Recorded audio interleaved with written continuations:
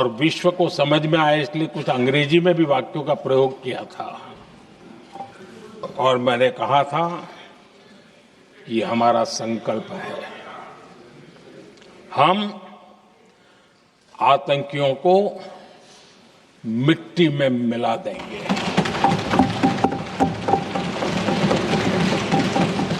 और मैंने सार्वजनिक रूप से कहा था सजा उनके आकाओं को भी होगी और कल्पना से भी बड़ी सजा मिलेगी।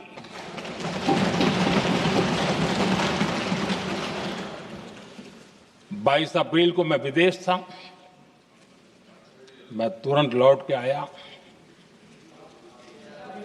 और आने के तुरंत बाद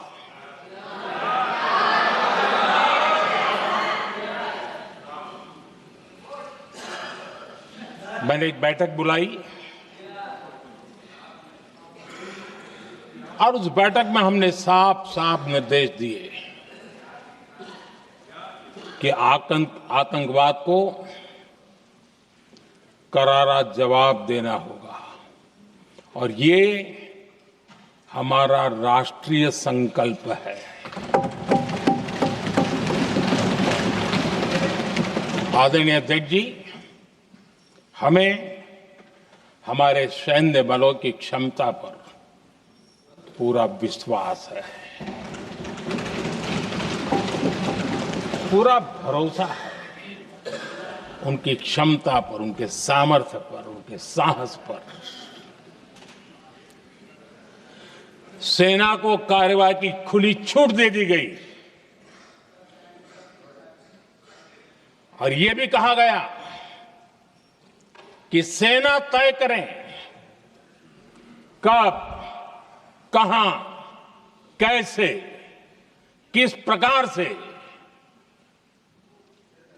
ये सारी बातें उस मीटिंग में साफ साफ कह दी गई और कुछ बातें उसमें से मीडिया में शायद रिपोर्ट भी हुई है।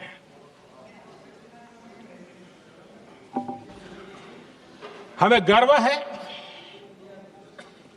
आतंकियों को वो सजा दी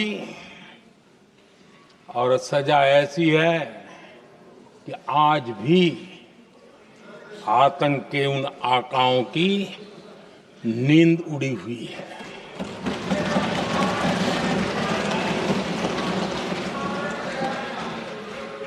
आदरणीय अध्यक्ष जी, मैं हमारी सेना की सफलता के उससे जुड़े भारत के उस पक्ष को सदन के माध्यम से देशवासियों के सामने रखना चाहता हूं।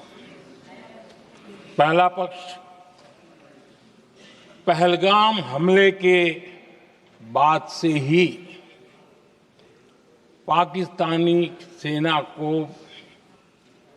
अंदाजा लग चुका था कि भारत कोई बड़ी कार्रवाई करेगा। उनके तरफ से न्यूक्लियर की धमकियों के भी बयान आना शुरू हो चुके थे। भारत ने 6 मई रात और 7 मई सुबह जैसा तय किया था वैसी कार्रवाई की और पाकिस्तान कुछ नहीं कर पाया। 22 मिनट में 22 अप्रैल का बदला निर्धारित लक्ष्य के साथ हमारी सेना ने ले लिया। दूसरा पक्ष, आदरणीय अध्यक्ष जी, पाकिस्तान के साथ हमारी लड़ाई तो कई बार हुई है, लेकिन ये पहली ऐसी भारत की रणनीति बनी कि जिसमें पहले जहां कभी नहीं गए थे वहां हम पहुंचे, पाकिस्तान के कोने कोने में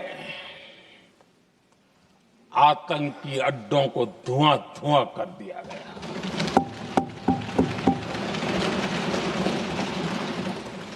आतंक के गढ़ कोई सोच नहीं सकता कि वहां तक कोई जा सकता है। बहावलपुर और मुर्गे उसको भी जमीन दोस्त कर दिया गया। आदरणीय अध्यक्ष जी, हमारे सेनाओं ने आतंकी अड्डों को तबाह कर दिया। तीसरा पक्ष, पाकिस्तान की न्यूक्लियर धमकी को हमने झूठा साबित कर दिया।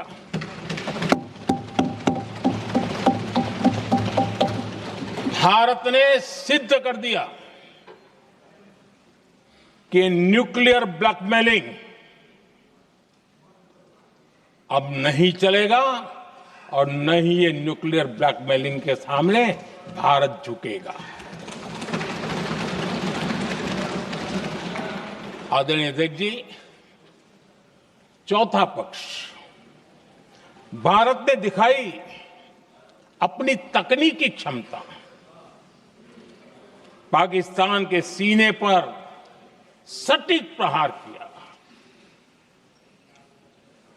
पाकिस्तान के एयरबेस एसेट्स को भारी नुकसान हुआ और आज तक उनके कई एयरबेस आईसीयू में पड़े हैं। आज टेक्नोलॉजी आधारित युद्ध का युग है। ऑपरेशन सिंदूर इस महारत में भी सफल सिद्ध हुआ है।